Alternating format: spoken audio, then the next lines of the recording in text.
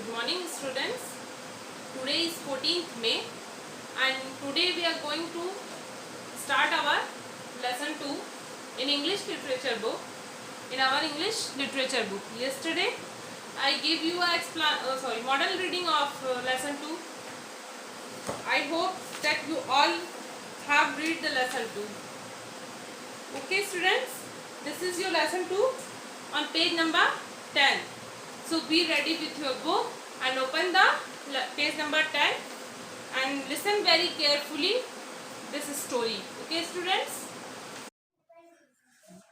So students, the name of the chapter is Never Be Disobedient. Never be disobedient. Obedient means समझते हैं आप लोग? Obedient means होता है आज्ञाकारी. तो आज्ञाकारी मीन्स जब हमें कोई बात बोलता है, हमारे पेरेंट्स हो गए, हमसे बड़े हो गए, हम उनकी बातें सुनते हैं और उनकी बातों को मानते हैं. ये चैप्टर है नेवर बी डिसओबीडियंट. ओबीडियंट का अपोजिट होता है disobedient. Means never be disobedient means never be, कभी भी हमें अआज्ञाकारी नहीं बनना चाहिए, हमेशा सबकी बातें सुननी चाहिए. चलिए हम इस चैप्टर में आते हैं. The Doe family was quite unusual. They were not human beings. They never listened to good advice. Read their funny story and learn how the whole family met their end.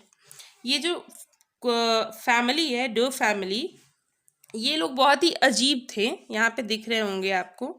और ये human beings नहीं थे, हमारी तरह human beings नहीं थे. और ये कभी भी किसी की बात नहीं सुनते थे. कोई एडवाइस देता था ना, अच्छी एडवाइस, गुड एडवाइस, उनकी बातें नहीं सुनते थे. तो चलिए हम ये स्टोरी पढ़ते हैं और देखते हैं एट लास्ट में ये लोग, इनके साथ क्या होता है. ये एक स्टोरी में पता चलेगा आपके. Okay. The dough family was a strange family. Doe family जो थी, डो मीन्स होता है आटा, समझते हैं? जब आटे को आप अच्छे से गीला करके आप उसको सान देते हैं, गोल कर देते हैं, तो उसे डो बोलते हैं.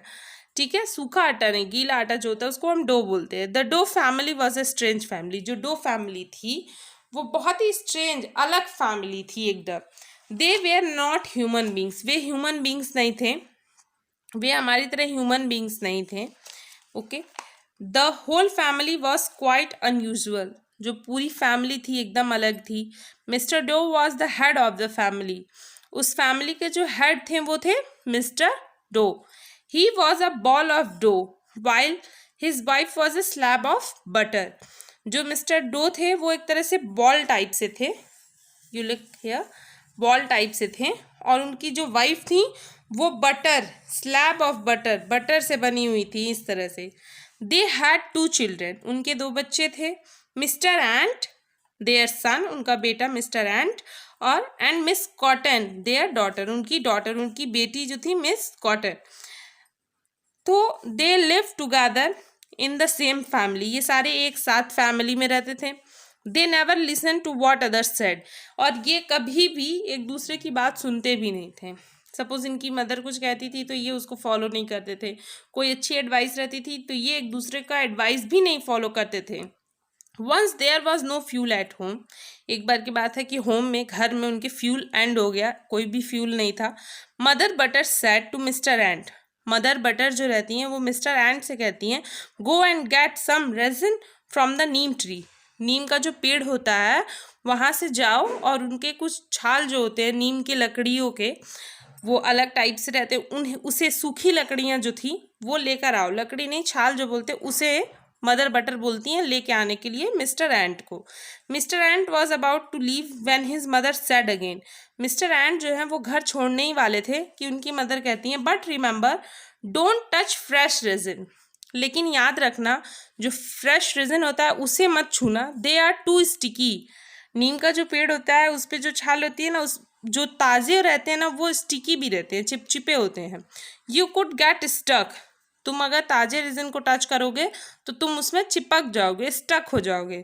Try to get a small dried piece. कोशिश करना कि सूखे पीस को ही तुम ले आओ. Mother things I am Still a baby, Mr. Ant said to himself as he climbed happily up the neem tree. Mister and जो होते हैं अपने खुद से कहते हैं कि मेरी मम्मी सोचती हैं, मेरी माँ सोचती है कि मैं अभी भी बच्चा हूँ। और वो ये सोचते हुए मिस्टर एंड जो है कूदते हुए, क्लाइंब करते हुए, जंप करते हुए नीम की ट्री पे चढ़ता है, नीम के पेड़ पे चढ़ता है। She doesn't know how strong I have become. वो कहते हैं मिस्टर एंड कि वो नहीं जानती हैं कि मैं कितना स्ट्रांग हो चुका हूँ, ये ऐसा सोचता है mister ant. He went to the end of a small branch and enjoyed a swing for some time। वो ब्रांच के, जो पेड़ के ब्रांच होती है, शाखाएं होती हैं, उसके लास्ट में पहुंचते हैं मिस्टर एंड, एंड में एकदम लास्ट जो हिस्सा होता है वहाँ पहुंचते हैं उस ब्रांच के, और वहाँ स्विंग करते हैं, पकड़ के झूला झूलते हैं। Then he looked around for some dried resin. और फिर वो जब थोड़ा सा इंजॉय कर लेते हैं, स्विंग कर लेते हैं उस ब्रांच पे, फिर वो अपने आसपास देखते हैं कुछ सूखे हुए resin. Suddenly he saw a big blob of fresh resin emerging from a crack। अचानक से वो देखता है मिस्टर एंड कि ऊपर से एक बहुत ही बड़ा जो है ब्लॉब फ्रेश रेजिन का इमर्जिंग करते हुए, लुढ़कते हुए नीचे आ रहा है। He rushed towards it and tried to grab it। As soon as he tried to do so, he got stuck in it। Mister Ant अभी कुछ सोचते हैं कि मैं वहाँ से निकलूँ, ट्राई करूँ वहाँ से हटने की, तब तक क्या होता है कि वो उसमें स्टक कर जाते हैं, जो फ्रेश रेजिन ऊपर से आती है उसमें चिपक जाते हैं। When he did not return from a long time, his mother got panicked। जब मिस्टर एंट लॉन्ग टाइम हो जाता है, लंबा समय हो जाता है और घर नहीं आते हैं, उनकी मदर पैनिक्ड हो जाती है। पैनिक्ड मीन्स होता है परेशान होना, पैनिक्ड हो जाती हैं, परेशान होती हैं, चिंता करने लगती हैं। She asked father dough to go and look for him. वे फादर आज से कहती हैं, पूछती हैं कि क्या आप जाके देखेंगे। As father dough was leaving, his wife told him don't go too near the edge of the road, you could easily slip down and roll down the side. अभी फादर डो जो होते हैं वो जाने ही वाले रहते हैं, निकलते ही हैं घर से, कि उनकी वाइफ जो है, मदर बटर जो रहती हैं, वो उन्हें रोकती हैं कि ध्यान रखिएगा, रोड के किनारे से, एज से मत जाइएगा, नहीं तो आप इजीली स्लिप कर जाएंगे, रोल डाउन कर जाएंगे, नीचे की तरफ लुढ़क जाएंगे। क्योंकि मिस्टर डो जो होते हैं वो बॉल टाइप से रहते हैं ना, तो बॉल जो है जब एक किनारे पे, एज पे जाता है, अगर वहाँ से आप उसको धीरे से भी स्लिप होगा तो वो लुढ़कते हुए नीचे चला जाएगा। तो मदर बटर इसके लिए उन्हें बोलती हैं। She doesn't know anything thought mister dough as he rolled out of his house. Mister dough सोचते हैं कि उनकी वाइफ जो है वो कुछ नहीं जानती है, और ये सोचते हुए वो रोल करते हुए घर से निकलते हैं। If I follow her advice and walk down the middle of the road, I could get crushed by the moving vehicles. Mister dough बोलते हैं, अगर मैं अपनी वाइफ की बात मानता हूँ और एकदम किनारे से नहीं जाता हूँ, एज से नहीं जाता हूँ, मैं रोड के मिडिल से जाता हूँ, तो मुझे कोई गाड़ी वाले, कोई व्हीकल्स जो है आके क्रस्ड कर देगी, कुचल देगी। It is better to go along the edge. और इससे अच्छा है तुम कि मैं एज से ही जाऊँ, किनारे से ही जाऊँ। ही सेड टू हिमसेल्फ, अपने आप से वो कहते हैं मिस्टर डो। हिमसेल्फ मीन्स खुद से, जब कोई बात हम खुद से कहते हैं उसे हम हिमसेल्फ यूज करते हैं। So he began to walk along the edge of the road. और तब वो क्या करते हैं, रोड के एकदम एज, एकदम किनारे पे जाके वॉक करना शुरू करते हैं। Suddenly he lost his balance and went rolling down the side of the steep hill.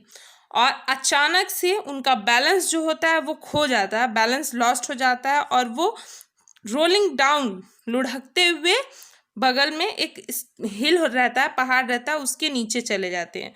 When her husband too did not return for a long time, Mrs. Doe became panicked। क्या होता है कि जब mister dough भी, उनके husband भी नहीं आते हैं, तो जो मिसेस डो होती हैं, उनकी वाइफ जो रहती हैं, मदर बटर जो रहती हैं, वो फिर परेशान होती हैं। She called out to miss Cotton and said, वे तब क्या करती हैं, मिस कॉटन को बुलाती हैं और कहती हैं go and look for your father and brother. कहती हैं जाओ और अपने फादर और अपने ब्रदर दोनों को देख के आओ कि वे कहाँ हैं, अभी तक लौटे नहीं हैं। Miss cotton at once got ready to go. Miss cotton एकदम से तैयार हो जाती हैं जाने के लिए। फिर क्या होता है, be careful my child, never walk in open space mother Butter said. Mother butter कहती हैं बी केयरफुल माई चाइल्ड, मेरी बच्ची केयरफुल रहना हमेशा, और ओपन हवा, जो हवा रहती है ना, ओपन कहीं कहीं ऐसा एरिया होता है जहाँ पे हवा एकदम लगती है चल रही है, उन जगहों से तुम मत जाना। You could gate blown away by the wind. जब भी हवा चलेगी तो तुम वहाँ से उड़ जाओगी, क्योंकि मिस कॉटन जो होती हैं वो रुई की बॉल रहती हैं। तो ऐसा मदर बटर बोलती हैं कि ओपन स्पेस से मत बोलना। You are always scared for nothing said miss cotton. Miss cotton बोलती हैं कि अपने मदर से बोलती हैं कि माँ, तुम हमेशा किसी ना किसी चीज़ के लिए परेशान होती हो और ऐसा कुछ रहता नहीं है। And without bothering for her mother's advice went dancing down the street.